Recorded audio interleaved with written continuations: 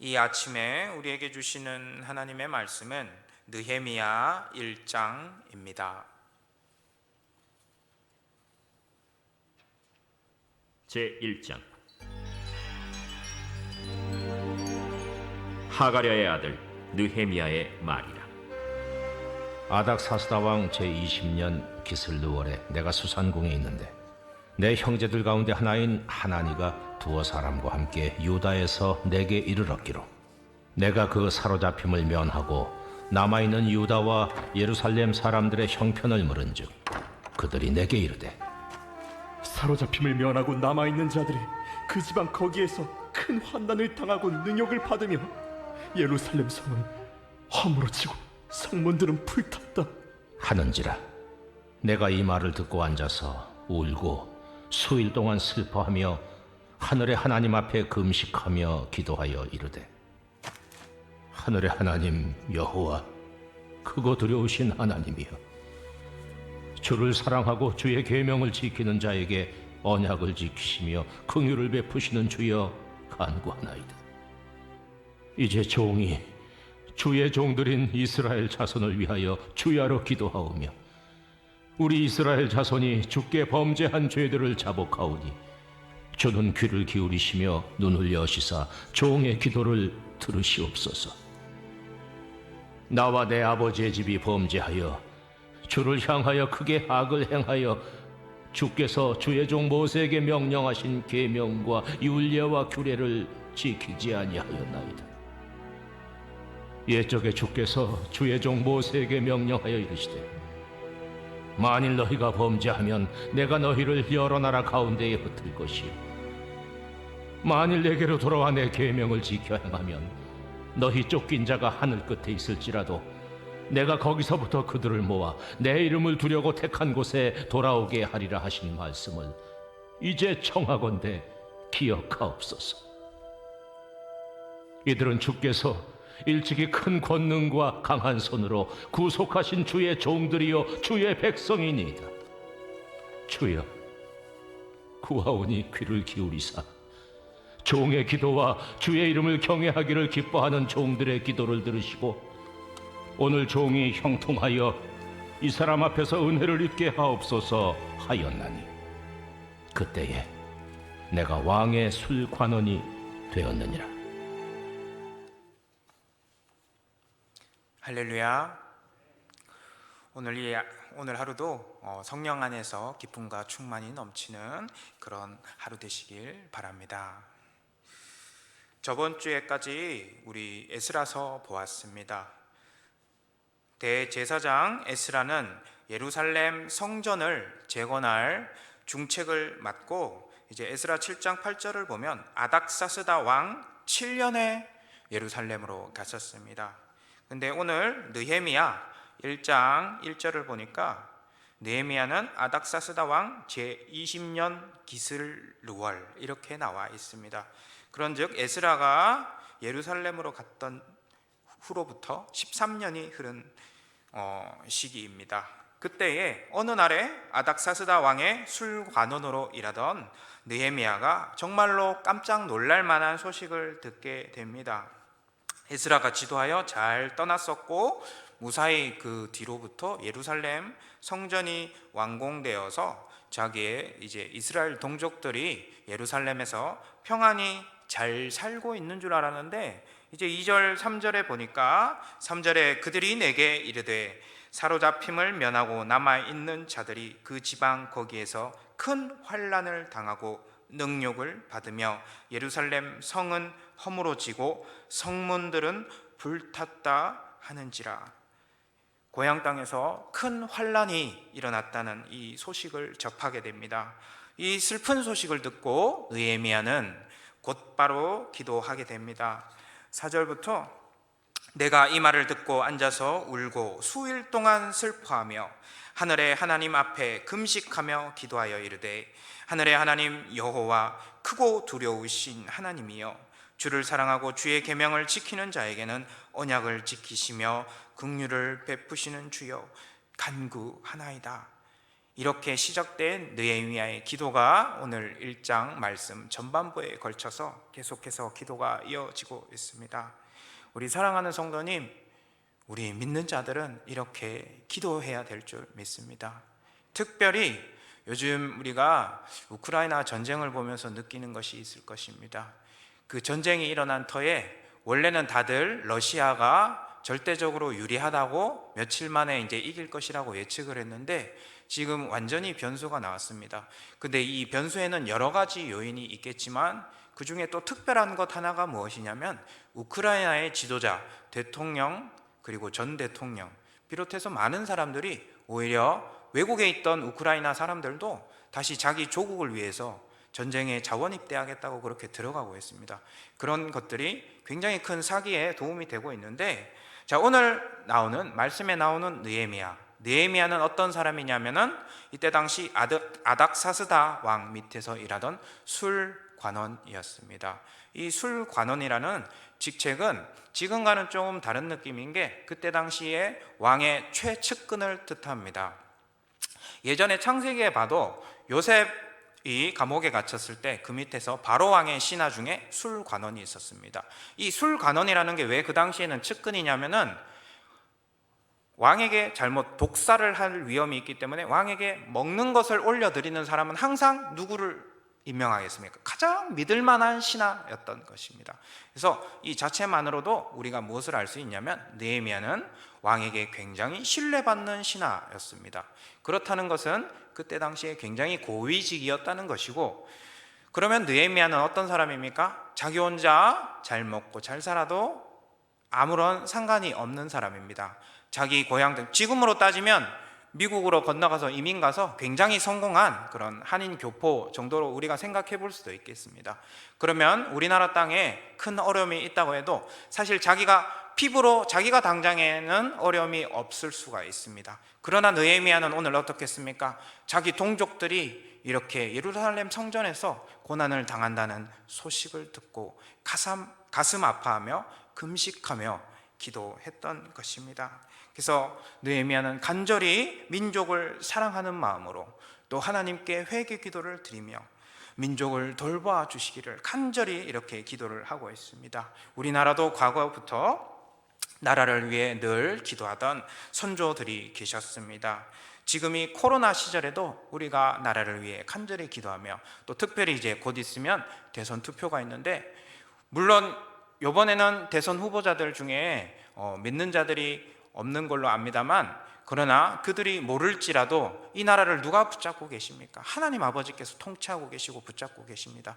그래서 그들은 모를지라도 이 나라를 주님 뜻대로 잘 인도해갈 그런 지도자가 세워지도록 우리가 기도해야 될 줄 믿습니다. 그리고 임명되면 끝이 아니고 그로부터도 우리나라를 위해서 계속해서 누가 기도해야 되겠습니까? 바로 우리 믿는 자들이 기도해야 되는 것입니다. 우리가 기도하는 책임을 방기하면 바로 그것은 우리 믿는 자들의 책임이 되는 것입니다. 그래서 우리가 누구보다도 깨어 있어서 느헤미야처럼 이렇게 기도하며, 우리가 만약에 이렇게 느헤미야처럼 나 혼자 잘 먹고 잘 살아도 아무 상관없을지라도 그래도 우리가 믿는 자답게 하나님께서 내게 왜 이런 복을 주셨는가 우리가 늘 생각하며 우리가 빛과 소금의 역할을 감당하며 우리 교회 안에서 우리가 늘 기도해야 되는 것입니다.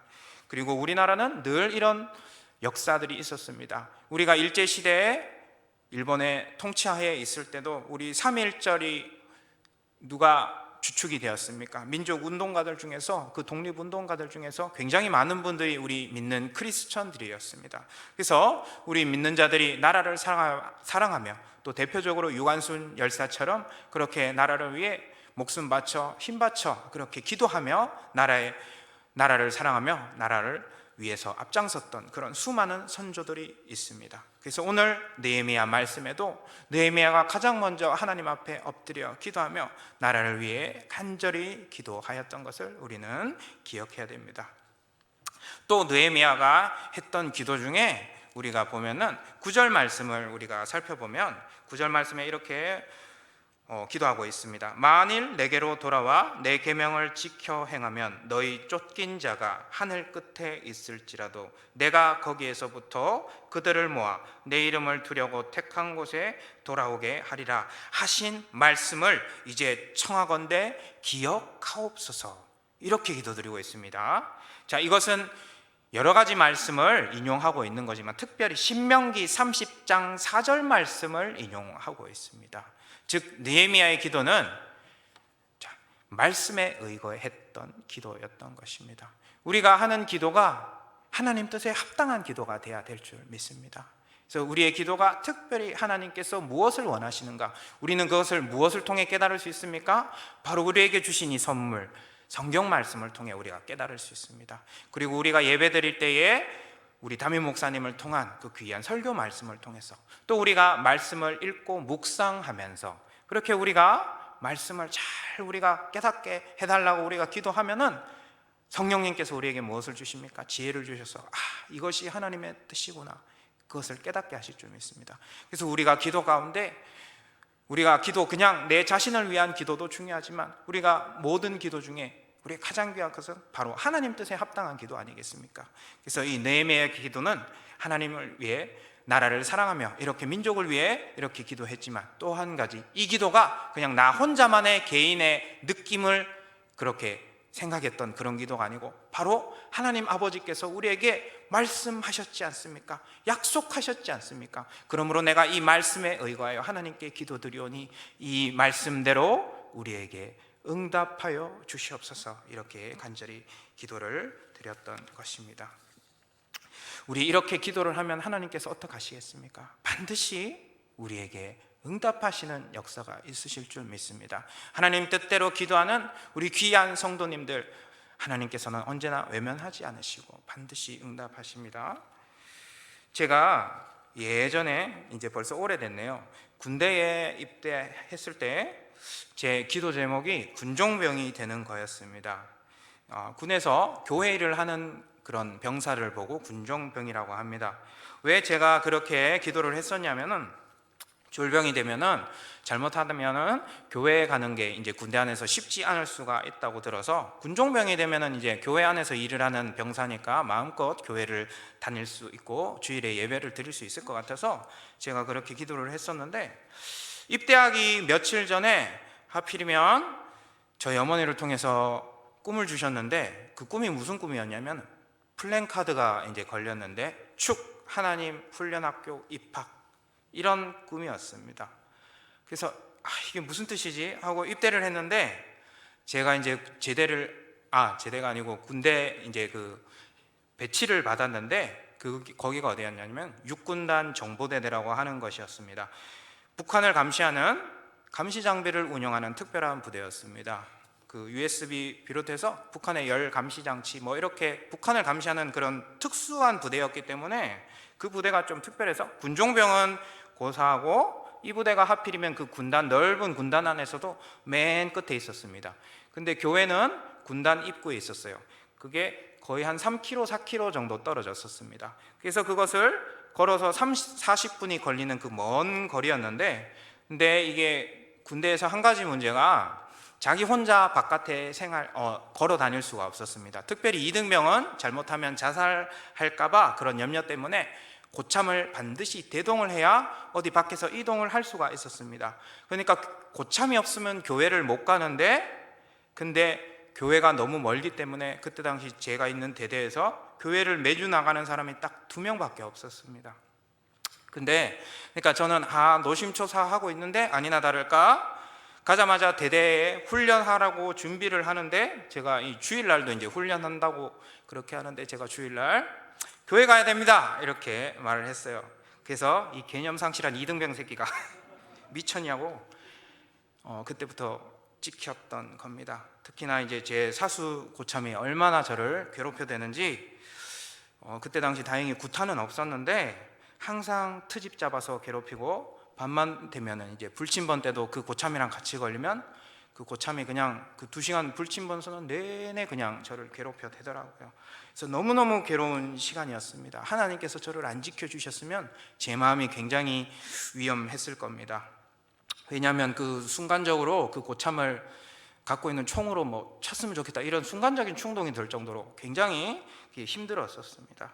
그래서 하나님께서 지켜주시지 않으면 제가 힘들었겠지만 하나님께서 저의 마음을 보호하셔 주셨기 때문에 제가 계속해서 그렇게 의지하고 나갔는데, 또 이제 제가 그 덕분에 그때 그 시간을 통해서 깨달을 수 있었던 것은, 제가 이제 모태신앙으로 자랐기 때문에 교회를 나가지 않는 그런 어려움이 얼마나, 이제 예수 안 믿는 집안에서 그렇게 자기 혼자 나가시는 분들은 가족들에게 핍박받기도 하잖아요. 제가 그런 걸 전혀 모르고 있다가 이게 교회를 마음껏 나갈 수 있는 게 얼마나 큰 축복인지 그때 조금이나마 제가 간접 체험을 했었습니다.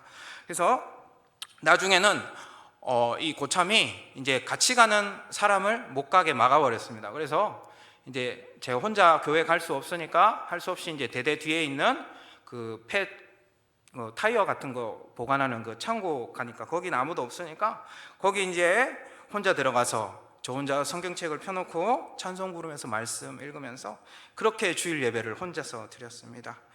근데 이제 제가 무던히도 기도했겠죠. 그래서 그때 당시에 하나님 아버지 마음껏 예배 드릴 수 있게 하여 주시옵소서. 근데 그로부터 이제 시간이 흘러서 한 1년 조금 못 되었을 때입니다. 근데 그때 당시 이제 그 나를 제일 괴롭히던 그 고참이 이제 병장이 되었습니다. 저도 약간 계급이 올라갔었고, 근데 이 제대가 거의 다 될 때 된 이 병장이 어느 날 갑자기 저를 찾아오더니, 박정환, 그때 제가 일병이었나 그랬을 겁니다. 박정환 일병, 기도 좀 해달라고 저보고, 교회도 안 다니는 사람이 저를 보고 기도를 해달라는 거예요. 왜? 제가 무슨 일입니까? 이렇게 물었더니 그 나를 위해 기도를 해달라는데, 정확히는 고향에 있는 어머니가 갑자기 쓰러졌다는 거예요. 굉장히 갑자기 쓰러져가지고, 그래서 자기가 큰일 났으니까 나를 위해 기도를 좀 해달라는 거예요. 그래서 아니 제가 속으로 왜 이렇게 나를 괴롭히더니 잘됐다 이런 마음이 드는 것이 아니고, 도대체 내가 교회 가는 것 사상건건 트집 잡으면서 그렇게 괴롭혀대던 이 병장이 가장 먼저 저를 보고 와주니까 제가 그때 주님께 정말 많은 위안을 받았습니다. 이 사람이 나를 보고 그렇게 괴롭히고 못 살게 굽고 미워하는 줄 알았는데 사실은 뭔가 다르구나, 이거를 느꼈던 겁니다. 그래서 그렇게 하나님께 간절히 이 고참과 그 어머니를 위해 기도하면서, 그래서 하나님께 제가 감사 기도를 드릴 수가 있었습니다. 그래서 우리가 그렇게 핍박받을 때나 좋을 때나 기쁠 때나 항상 하나님께서는 우리의 기도를 들으신다는 것을 우리 성도님 반드시 기억하셔야 될 줄 믿습니다. 그래서 예수 믿으라고 복음도 전했습니다. 그래서 제가 정말로 그때 당시에 하나님 믿으려고 그렇게 발버둥 쳤던 그것들이 절대 헛된 것이 아닌 것을 깨닫게 하여 주셨습니다. 그래서 우리 성도님들 항상 우리가 주님께 기도하며, 이 기도가 때로는 우리가 교회를 다니면서도 기도 그게 뭐 응답될까봐 이렇게 기도의 위력을 하찮게 여기시는 분들을 가끔 보는데, 그분들은 참된 체험을 하지 못하셔서 그럴 줄 믿습니다. 그러나 이 기도는 반드시 살아계신 하나님께서 우리에게 듣고 역사하시고 응답하시는 그것입니다. 우리의 가장 큰 무기, 마귀에게 대적할 큰 무기, 우리가 마귀에게 어떻게 대적합니까? 반드시 하나님께서 예수 그리스도의 보혈의 능력으로 우리에게 위력을 주셔야 우리가 마귀에게 대적하지 않겠습니까? 근데 그 가장 큰 무기가 바로 기도인 줄 믿습니다. 그래서 예수님께서도 제자들이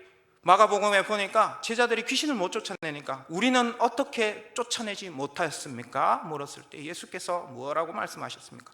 기도 외에는 이런 용고가 나갈 수 없느니라 하셨습니다. 그래서 우리의 모든 것은 말씀에 의지한 이 기도를 붙들 때에 우리 하나님께서 우리에게 역사하실 줄 믿습니다. 그러므로 사랑하는 성도님, 간절히 주의 은혜 사랑하며 기도하시는 신앙 되시기 바랍니다. 특별히 또한 내 간절한 기도가 주님 뜻에 합당한 기도가 될지 우리가 말씀을 살펴보고 우리가 묵상하며, 주님, 내가 주님 뜻에 합당한 기도가 되게 하여 주시옵소서, 이렇게 간절히 기도하면서 또 이 기도가 하나님 뜻에 합당한 기도인지 내가 응답을 받았다면 그때부터 우리가 확신을 얻고, 그때부터는 우리가 말씀에 의거해서 확신 얻고 믿음으로 우리가 선포하며 나가는 그런 신앙인 되어야 될 줄 믿습니다. 그때 하나님께서 우리의 기도, 담대한 의지하는 믿음 보시고 주님께서 우리의 기도 응답하셔서 우리에게 놀라운 체험하게 하실 줄 믿습니다. 그래서 우리 살아갈 때에 늘 하나님 의지하며 우리 기도하며 그렇게 살지 않으면 우리는 늘 살아갈 수가 없습니다. 하루하루 우리가 미래를 모르고 우리가 발걸음 내디딜 때마다 하나님께서 지켜주시지 않으면 우리의 건강이나 우리의 모든 것 앞길 알 수 없는 우리에게 오로지 하나님께서 지켜주심으로 말미암아 우리가 나갈 수 있는 것을 믿어야 될 줄 믿습니다. 그러므로 우리 사랑하는 성도님, 오늘 하루도 주님 나와 함께 동행하여 주시옵소서. 이렇게 우리가 확신하며 기도하며 그렇게 늘 나가야 될 줄 믿습니다. 그래서 우리가 이 기도를 통해서 늘 주님께 감사의 기도 올리며 그렇게 기쁨의 찬양 드리며 오늘 하루도 그렇게 살아가시길 간절히 바랍니다. 기도드리겠습니다. 사랑 많으신 하나님 아버지, 오늘 말씀을 통해 우리의 모든 기도 들으시고 응답하시는 하나님의 은혜 깨닫게 하심 감사드립니다. 나의 힘과 능을 의지 말게 하시고 언제나 주님을 의지하며 기쁠 때나 괴로울 때나 기도하게 하여 주시옵소서. 특별히 우리나라의 큰 대선을 앞두고 있습니다. 우리나라의 모든 것은 주님께서 통치하고 계시오니 주님 뜻대로 나라를 잘 이끌어갈 수 있는 지도자 세워 주시옵소서. 또한 나라를 위해 기도하며 지역 사회의 모든 곳에서 빛과 소금의 역할을 감당하며 주님 뜻 실천하는 성도님들 넘치는 귀한 교회 되게 하시고 이 귀한 역사 일으켜 주시옵소서. 또 귀한 담임 목사님 영육간에 늘 강건하시도록 지켜 주시옵소서. 오늘 하루도 주 안에서 복된 하루 되게 하실 줄 믿습니다. 감사드리며 예수님의 이름으로 기도드렸습니다. 아멘.